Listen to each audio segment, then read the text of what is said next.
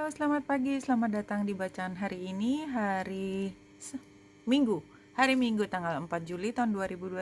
Selamat datang di bacaan harian. Bacaan umum untuk semua zodiak, ambil hanya jika resonate. Silakan lihat description box di bawah ini untuk rangkuman bacaan hari ini. Yep. Kartu yang muncul adalah Angel of the Heart. You can close your eyes to the things you don't want to see, but you can't close your heart to the things you don't want to feel. You, of course, do have a heart, but it seems you either don't hear it or pretend to not hear it, because every heart speaks, and yours definitely has something to say to you. So it is good that this angel is coming to remind you exactly of the fact that is worth trying to listen to yourself, feel, and why not follow the call of your heart too. Ini gambarnya, gambar hati. Apapun ini pesannya adalah tentang feeling core-nya kita.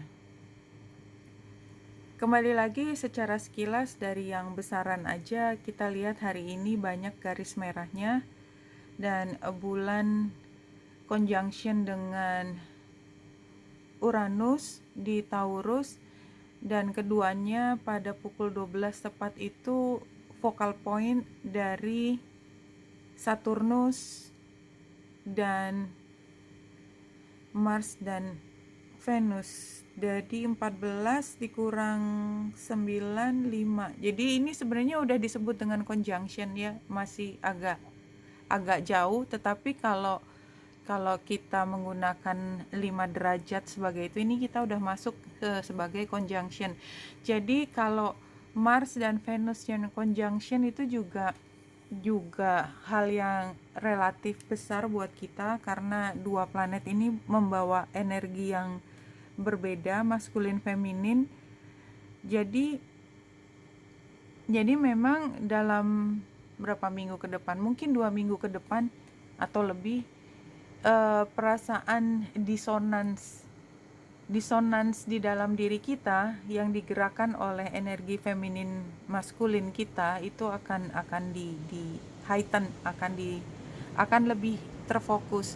Dan kembali lagi, karena dia oposisinya dengan Saturnus, maka ini benar-benar membutuhkan kemampuan kita untuk menimbang apa sih yang terbaik, karena sebenarnya maskulin feminin seberapapun berbedanya, seberapapun dia sering dilihat sebagai dikotomi, itu sebenarnya bukan dikotomi, tapi berat sekali buat kita untuk melihat ini sebagai bukan dikotomi, tetapi sebagai variasi yang ada di dalam diri kita, manusia yang punya kekayaan batin luar biasa. Dan hari ini yang diaktifasi bulan oleh Uranus adalah energi tersebut, konflik tersebut. Konfliknya konflik batin, dan tadi di awal pun yang muncul adalah tentang hati. Sehingga jawaban itu bukan Saturnus yang menentukan, tetapi bulan yang ada di Taurus tadi, yaitu hati. Hati, perasaan, you know that. Tidak harus melihat jauh, tapi lihatlah ke dalam diri sendiri. It's very clear. Saya tidak akan lihat lagi ke yang lebih detail, nanti nggak selesai-selesai. Iya. Dan ini juga cerita tentang diri kita. Diri kita itu yang punya kendali, diri kita yang merasakan juga konsekuensinya apapun dari keputusan kita, bukan orang lain. Kalau kita memutuskan take charge untuk diri sendiri, sama kita memutuskan untuk membiarkan orang lain take charge untuk diri kita, apapun, nggak ada yang salah, konsekuensinya tetap kita yang menerima sebagai pribadi. Dan oleh sebab itu, kalau kita tidak ingin konsekuensi tertentu, maka memang kita sendiri yang harus menentukan pilihan.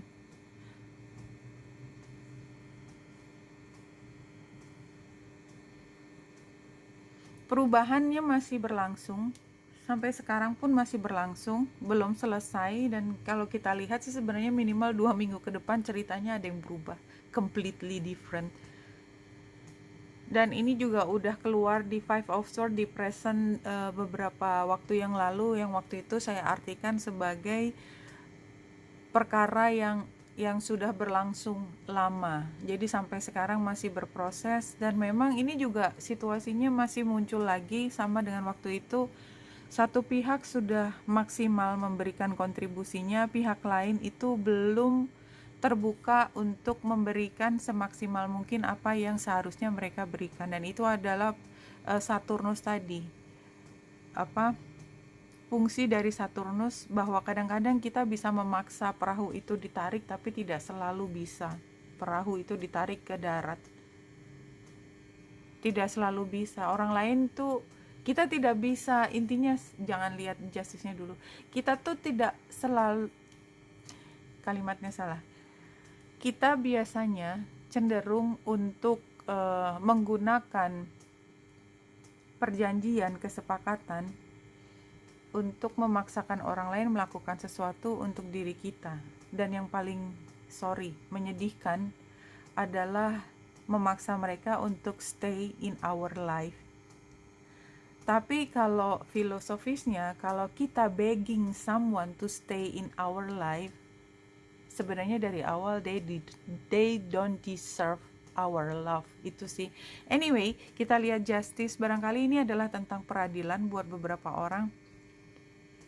Fairness, balance, etik, law, semua tadi tentang apa yang seharusnya dilakukan. Dan ini ada fungsi feminin, maskulin, dan itu tidak harus tentang laki perempuan, tetapi tentang take and give dan kelengkapan di dalam hidup. Challenge-nya adalah helpless thought, limited beliefs, yaitu tadi, ini harusnya begini, itu harusnya begitu, dan itu limited hanya ke kesepakatannya apa.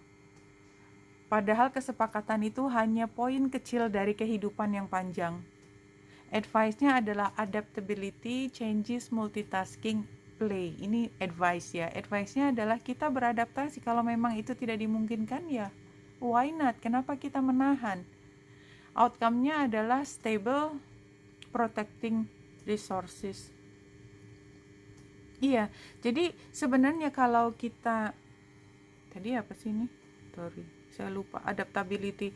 Ya, kalau kita beradaptasi dengan situasi, ya, apa yang kita hadapi itu tidak memungkinkan, kita tidak memaksakan, maka yang sedang kita lindungi adalah kesejahteraan kita, kesehatan kita, emosi kita. Kita sedang melindungi, karena kalau kita memaksa orang lain datang ke sini, kita sedang membuka diri untuk energi negatif itu masuk ke dalam teritorinya kita. It's simple like that.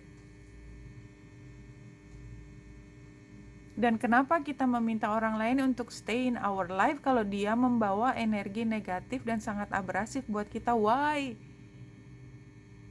All you need is to ask, and we shall be instantly at your side, loving and supporting you always. Jadi kalau kita bingung, kita mungkin tahu ya bahwa dia membawa energi negatif ke kita, but somehow we love him or her or them very much, and I don't know why. I can't live without him. I will die. Rasanya seperti itu. I can feel that. Aku bisa ngerasain. Logikanya udah bilang, kamu ngapain sih, udah jelas-jelas dia tuh gini sama kamu, tapi aku sayang banget sama dia, something like that, kayak gitu. Dan kayaknya kan gak berdaya, kayak jadi gue mesti ngapain? Apakah aku harus membiarkan diriku berdarah-darah seperti ini mengharapkan dia? Dan aku tahu dia juga bukan yang terbaik buat aku. Aku juga tahu aku kalau mengharapkan dia datang ke sini, dia hanya bisa memberi keburukan. But I cannot do anything else rather than that. I don't know. Ketika kita merasa sangat jatuh seperti itu, kan bisa kebayang situasinya seperti apa. Ini kayak spirit bilang, kalau kamu ngerasa sendiri, tidak berdaya seperti itu, kamu cuman butuh satu, bilang, ask, minta caranya macam-macam ya. Kita udah tahu masing-masing agama punya ritualnya sendiri. Tapi kalau yang paling mendasar adalah ya minta pada saat nangis, minta. Itu kan koneksinya lagi kuat banget ya. Minta apa yang kamu minta. Yang kamu minta bersama dia, artinya sama dengan ada terluka, atau yang kamu minta adalah kebahagiaan, ketenangan. Jangan kasih kebingungan, lemparkan energi kebingungan. Sukar juga ya kalau saya bilang jangan, orang sekarang lagi sedih. Gini aja, kalau lagi sedih banget, minta tolong aja, bilang just help me, I don't know what to do, please give me direction, bantu aku, apapun arti kata bantuan tersebut. Ya, itu dan berikan semua niat baik dalam meminta bantuan. Ya, jadi saya punya cerita. It's not a very actually tragic ya. Ini cerita tentang orang tua yang tidak merestui anaknya menikah dengan, atau paling enggak bersama dengan seseorang. Menikah sebenarnya karena dia udah pernah minta, ditolak, dan yang diinginkan orang tua hanya satu, dia tidak bersama orang tersebut. Apa yang terjadi? Anaknya meninggal karena overdosis, dan gak ada hubungannya langsung dengan orang tersebut. Satu hal yang diperoleh oleh orang tua tersebut, permintaannya dikabulkan. Anaknya tidak bersama dengan orang tersebut, tapi caranya adalah dengan mengambil nyawa anaknya. So, be careful, be very careful with what you ask. You might get it and you don't like it. Oke, teman-teman, berat banget bacaannya. Sorry kalau kesana ambil ini sebagai hiburan. Mudah-mudahan bisa menjadi hiburan, kayak menambah wawasan. Ya, Wenita Indrasari di sini, semoga membantu. Salam hati dan cahaya.